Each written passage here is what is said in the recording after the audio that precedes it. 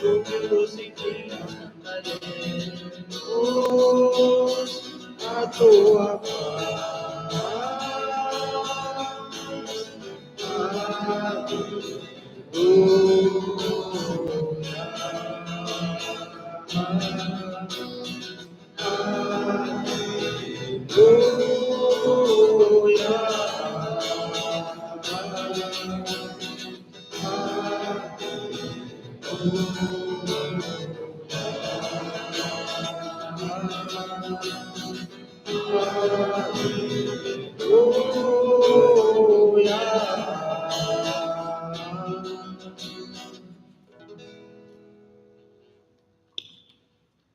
O Senhor esteja convosco. Ele está no meio de nós. Proclamação do Evangelho de Jesus Cristo segundo São Mateus.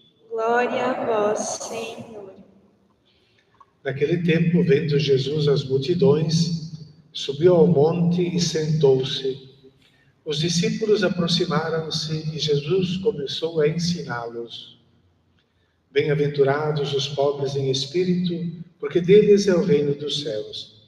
Bem-aventurados os aflitos, porque serão consolados. Bem-aventurados os mansos, porque possuirão a terra. Bem-aventurados os que têm fome e sede de justiça, porque serão saciados. Bem-aventurados os misericordiosos, porque alcançarão misericórdia. Bem-aventurados os puros de coração, porque verão a Deus. Bem-aventurados os que promovem a paz, porque serão chamados filhos de Deus. Bem-aventurados os que são perseguidos por causa da justiça, porque deles é o reino dos céus. Bem-aventurados sois vós, quando vos injuriarem e perseguirem, e mentindo, disserem todo tipo de mal contra vós, por causa de mim. Alegrai-vos e exultai, porque será grande a vossa recompensa nos céus. Palavra da salvação. Glória a vós, Senhor. Podemos sentar um instante, irmãos e irmãs, meditar sobre essa vocação de todo ser humano à santidade. Somos chamados... Teve um escritor que tem divergência, quem é que foi, mas que diz que a única tristeza que existe no mundo é de não sermos santos. E ao contrário do que normalmente se pensa, que a santidade ela é algo reservado para quem tem uma capacidade, um tipo de super-herói, um super-homem, super-mulher, uma capacidade infinita de sofrer, de lutar, etc., né? E parece, e até olhando para as bem-aventuranças, daria essa impressão de que do cristianismo temos que fugir, porque ele prega essas coisas que ninguém quer, pobreza, os aflitos, os mansos, enquanto que nós sabemos e queremos outras coisas para a nossa vida. E há quem diz que então o cristianismo seria inimigo da alegria. E ao contrário, o cristianismo é o amigo da alegria. O cristianismo é uma boa notícia. E a santidade é o caminho para vivermos essa alegria de maneira plena e para sermos felizes. Não tem outro caminho para sermos felizes senão esse do seguimento de Jesus Cristo. É claro que nessa linha, se olharmos ali a palavra bem-aventurado, já eu escrevi isso no carpinteiro, podemos levar para casa, ler depois com calma também. A bem-aventurança, bem-aventurados eram os deuses que viviam sobre o Monte Olimpo e era reservado só a eles esta felicidade. E os seres humanos estavam condenados a sofrer, a carregar um peso enorme. Basta pensar o mito de Sísifo e assim por diante. Somos condenados ao sofrimento. Pois veio aquele filósofo Epicuro, já bem antes do Novo Testamento, mas dentro dos gregos, não. O ser humano também pode ser feliz, basta que ele busque os prazeres, basta que ele busque somente os prazeres, o epicurismo, mas de uma maneira moderada. Porque buscando de maneira moderada, não se entusiasmando, não desejando demais, a gente nunca vai sofrer uma grande decepção na vida, né? Quem nada espera, quem tem uma vida plenamente monótona, sem futuro, sem emoções, sem esperança, quem nada espera nunca se decepciona, porque a vida toda é uma decepção completa e absoluta. Isso dizia Epicuro, mas Jesus, ele vem dizer já, e o Antigo Testamento também, que as bem-aventuranças, a felicidade é para nós seres humanos. E já no Salmo 1, que abre aquela coleção de orações do povo judeu, ela começa: bem-aventurado o homem que não segue o caminho dos ímpios, dos maus, mas ele encontra a sua alegria na lei do Senhor e medita a lei do Senhor dia e noite. Quem tem uma paixão por Deus, essa paixão está ao alcance de todos nós, de todas as crianças, dos jovens, de todos, essa felicidade. Basta querer. E quem medita dia e noite. É claro que também Jesus, nessa linha, numa outra ocasião, ele encontrou, depois de ter falado, uma mulher que lhe disse: bem-aventurado o ventre que te trouxe e os seios que te amamentaram. Ao que Jesus respondeu: antes bem-aventurados aqueles que ouvem a palavra de Deus e a põem em prática. É o caminho da felicidade. Felizes, bem-aventurados, tem o mesmo significado. Nós podemos viver. Essa felicidade, ela é destinada a todos. E é claro que Deus não deseja o sofrimento, as lágrimas e a dor para ninguém.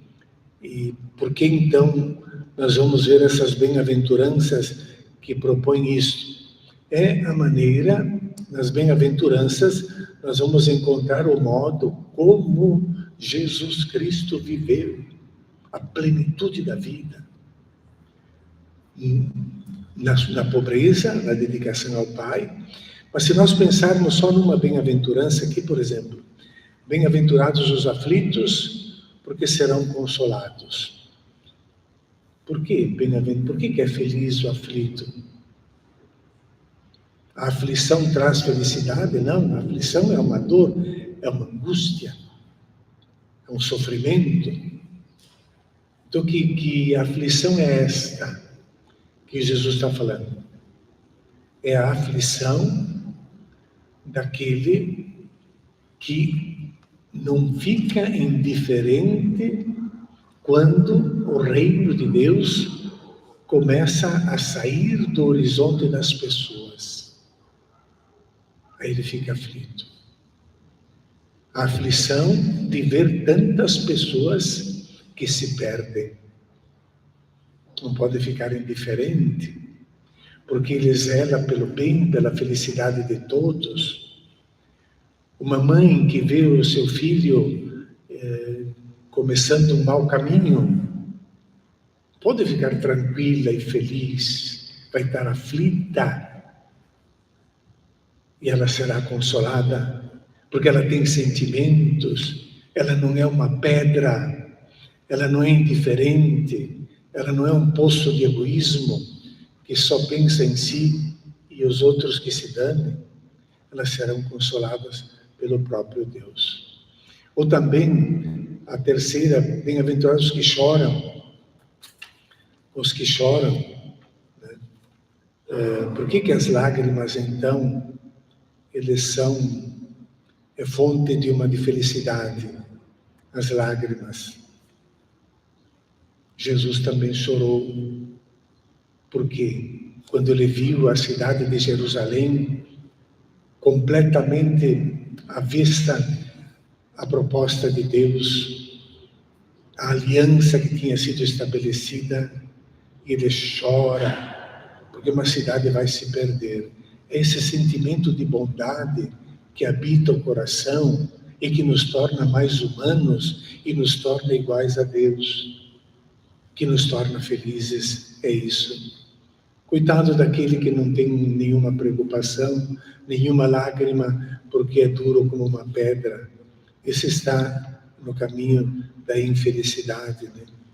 E os mansos, eles possuirão a terra, porque possuirão a terra, os mansos. Não é quem faz guerra, porque a mansidão não é uma virtude para os fracos, para aqueles que não são capazes de reagir, para quem tem o caráter mais fraco, e então ele aceita as coisas porque não tem outra, não. Os mansos aqui são aqueles que sabem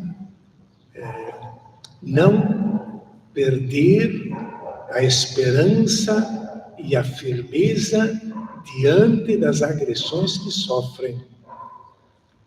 Se eu sou agredido e eu rebato logo com a mesma intensidade de raiva e agressão, eu estou me rebaixando a um nível de instinto, simplesmente.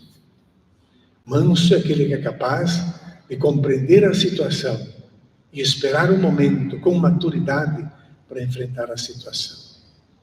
Porque a violência vai trazer mais violência.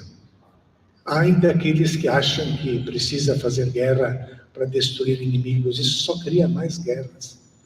E uma guerra que não terá mais fim.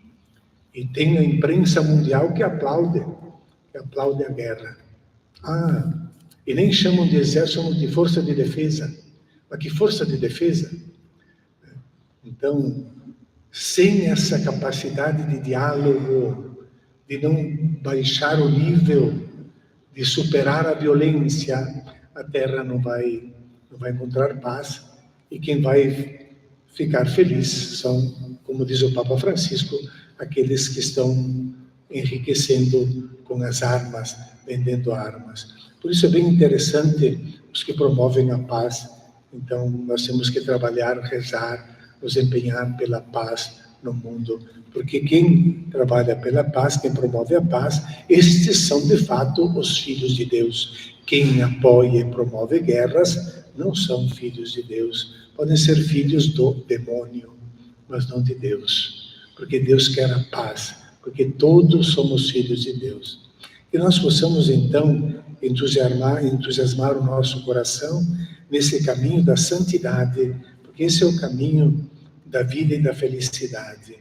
Então, nessa solenidade de todos os santos, vamos procurar ver a face de Deus. Os santos são aqueles que procuram a face de Deus ao longo da vida.